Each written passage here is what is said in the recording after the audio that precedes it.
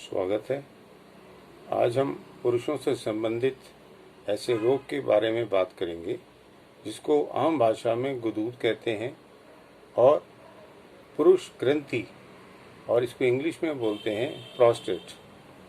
जैसे कि आप जानते हैं, यह रोग केवल पुरुषों में होता है जो कि अमूमन 40 साल की उम्र में होना शुरू हो जाता है। जैसे जैसे उम्र बढ़ती है ऐसे ही यह रोग अपना विभिन्न प्रकार के लक्षण प्रदर्शित करता है। यदि इसको हम पहले से ही जान जाएं तो हम काफ़ी हद तक इसको कंट्रोल कर सकते हैं।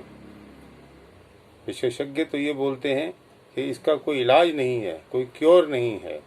जैसे बाल हमारे सफ़ेद होते हैं, जैसे हम बूढ़े होते हैं, ऐसे ही ये जो ग्रंथि है ये भी अपना आकार बढ़ाकर उस जगह में विभिन्न प्रकार के लक्षण पैदा करती है।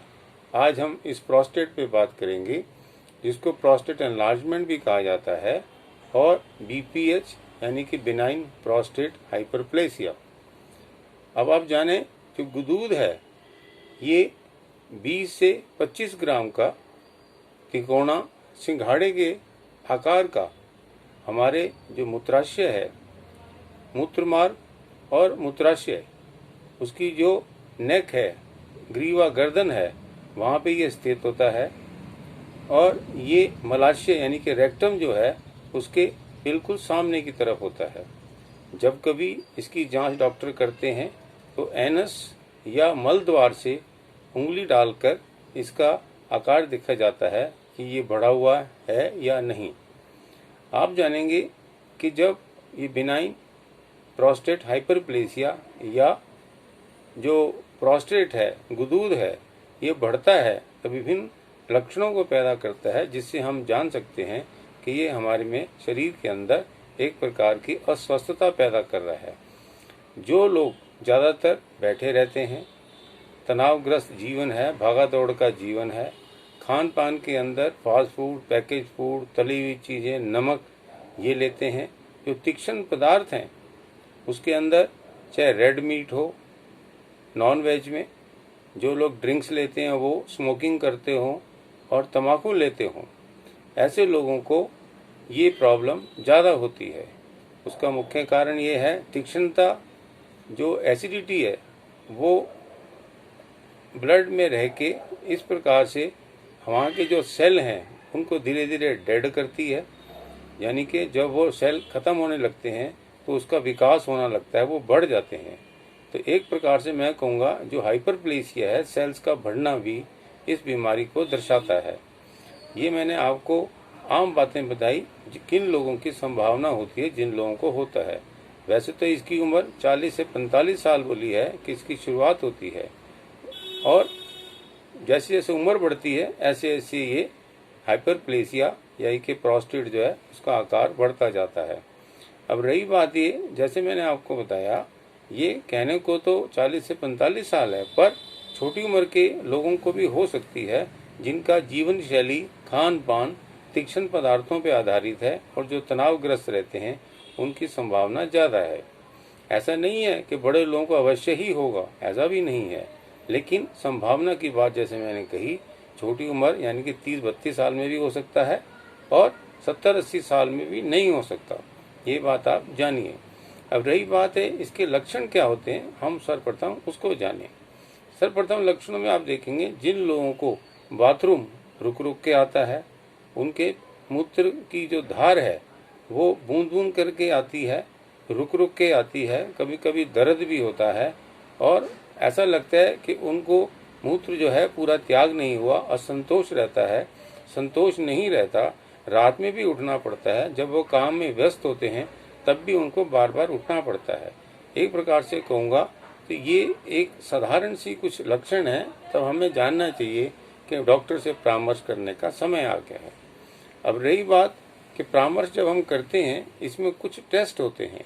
सर्वप्रथम एक टेस्ट होता है PSA, जिसको हम बोलते हैं प्रोस्टेट सीरम एंटीजन, एक प्रकार का टेस्ट है ये। दूसरी बात अल्ट्रासाउंड इसका होता है हमारे लोअर एब्डोमेन का। और तीसरा है कि इसकी जो यूरोफ्लोमीट्री है उससे देखा जाता है पेशाब की धार कम है, कैसी है, कहाँ रुकावट है, वो सब देखा जाता है। जैसा कि मैंने आपको बताया, यूरिनरी ब्लैडर और यूरेथ्रा, इसके बीच में ये सिंघाड़े की तरह त्रिकोणीय गांठ होती है। जैसे जैसे इसमें सूजन होती है ऐसे ही इसमें लक्षण होते हैं। रही बात है ऐसा मुख्य है, जब इसका उपक्रम हम जानेंगे तो 3 बातों में हमें ध्यान देना पड़ेगा। एक तो ये कि मलाशय जो है हमारा रेक्टम, वो हमारा पेट साफ रहना चाहिए, कब्ज नहीं होनी चाहिए। दूसरा, जो हमारा मूत्राशय है, जहाँ पे यूरिनरी ब्लैडर, जहाँ पे पेशाब रहता है, रुकता है, उसके जो स्फिंक्टर्स हैं वो मजबूत होने चाहिए ताकि पेशाब जो है बाहर निकल जाए। और जो ड्रिबलिंग होती है, तो रुक रुक के आना पेशाब होता है, यहाँ तक कि कपड़े भी खराब हो जाते हैं, वो सब ना हो। और इसके अलावा हम देखेंगे कि जो बहुत सारी मेडिसिन इसके बारे में खाई जाती हैं वो तो हैं ही, लेकिन कुछ दवाइयों से इसमें साइड इफ़ेक्ट भी होता है, जिससे पुरुष को तनाव कम रहता है, या उसकी इच्छा शक्ति कम हो जाती है, या उसके जो शुक्राणु हैं सीमन, वो भी कम होने लगते हैं।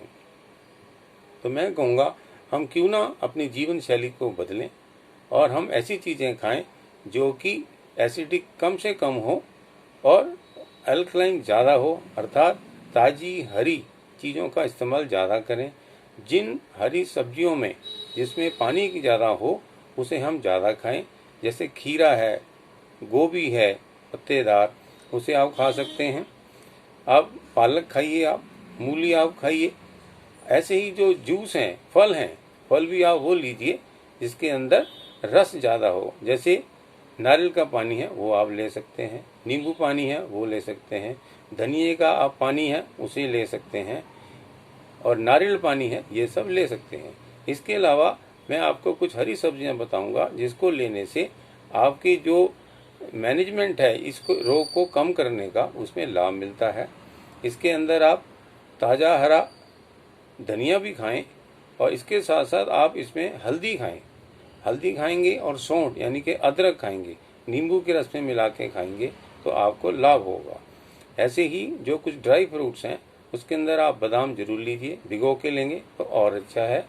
कुछ लोग अंजीर लेते हैं, बहुत बढ़िया रहेगा, वो भी लें। आप जो मूंगफली के दाने हैं उसको आप यदि अंकुरित करके खाएंगे तो और लाभ होगा। ऐसे ही जो कुल्थी की दाल है उसको भी आप अंकुरित करके खाएंगे तो पेशाब भी अच्छा आएगा और जो ताकत मिलेगी आपको। इस हिसाब से आप देखेंगे जो दवाइयाँ मैंने आपको बताई जिससे नुकसान हो सकता है, ऐसी दवाइयों का उपयोग कम करके क्यों ना हम अपनी जीवन शैली को ठीक करें और ऐसी हर्बल दवाई भी खाएं, सब्जियां और फल के अलावा, जिसको हम गोली का नाम है चंद्र प्रभा वट्टी, अर्थात इसमें चांद के समान जो प्रभा है इस गोली के अंदर है। इस गोली को खाने से सभी प्रकार की, चाहे अर्ली स्टेज हो प्रोस्टेट की, या प्रोस्टेट बढ़ने पे हो, या यहाँ तक कि जब स्थिति बिगड़ जाती है जिसको हम कैंसर के नाम से जानते हैं, उसके फैलने में भी रुकावट पैदा करती है, वो फैलता नहीं है। अब ये चंद्र प्रभावटी जो है इसमें आयुर्वेदिक हर्ब्स हैं, आयुर्वेदिक जड़ी बूटियाँ हैं जो कि मुख्यतः काम करती हैं, जिसको आज हम जानते हैं एंटी इन्फ्लेमेटरी, सूजन नहीं होने देती, एंटीऑक्सीडेंट हैं, सफाई रखती हैं अंदर की, कब्ज नहीं होने देती।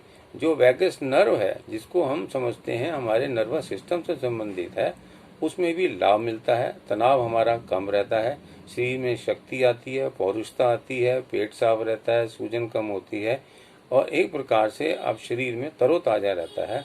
क्यों ना हम इस गोली को, यदि हम जरा से भी लक्षण शुरू हो जाएं तो 2 गोली हम प्रतिदिन खाएंगे तो और अच्छा होगा। चाहे तो आप इसे हल्दी के दूध में लें, जिसको गोल्डन मिल्क भी कहते हैं, या सादे पानी से लें। जिन लोगों को दूध सूट नहीं करता सादे पानी से लेंगे।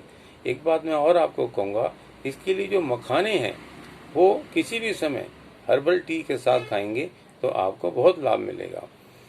तो ये कहूँगा मैं आपको, इसके मैनेजमेंट पे ज़्यादा ध्यान दें, अपनी दिनचर्या पे ध्यान दें, समय से सोएं, खाएं वो चीज़ें जो आपके शरीर के लिए ज़्यादा उपयुक्त हैं। जो तीक्ष्ण चीज़ें हैं, मिर्च मसाले, मैदा, ड्रिंक्स, रेड मीट, नमक का कम से कम प्रयोग, घी तेल का अधिक प्रयोग ना करके हल्का खाएं तो ज़्यादा अच्छा है। इन सब चीज़ों पे ध्यान दें। और जो गोली है चंद्र प्रभावटी, इसको आप 2 गोली सुबह 2 गोली शाम, जब आपको लक्षण ज़्यादा हो तब खाएं। अन्यथा आप यदि रोज ही जीवन जैसे चलता है, हम पानी खाना सोना जागना करते हैं, तो क्यों ना हम 2 गोली केवल रोज एक समय में निश्चित कर लें, इसे खाएं। ये भी एक प्रकार का टॉनिक है। इसको आप बराबर से खाएंगे तो होने वाले लक्षण वो नहीं होंगे और हम स्वस्थ रहेंगे, अच्छा जीवन बिताएंगे। और अच्छा जीवन होने के साथ साथ हम अपना जो सेक्सुअल लाइफ है वो भी अच्छी करेंगे। और जो हमारे पेंडू के नीचे जितने भी रोग हैं उन सब में हमें लाभ मिलेगा। ऐसे रोग नहीं होंगे, उनकी तीक्ष्णता नहीं होगी। तो आप समझिए चंद्र प्रभावटी हर प्रकार से काम करती है। इसको नाम इसलिए चंद्र प्रभावटी रखा गया कि ये चांद की तरह जो उसकी चांदनी है, इस प्रकार की चांदनी आपके चेहरे पे आपके शरीर पे आती है, इसीलिए इसका नाम चंद्र प्रभावटी रखा गया है। तो मैं आपसे अपील करूंगा इस गोली का आप लाभ उठाएं। धन्यवाद।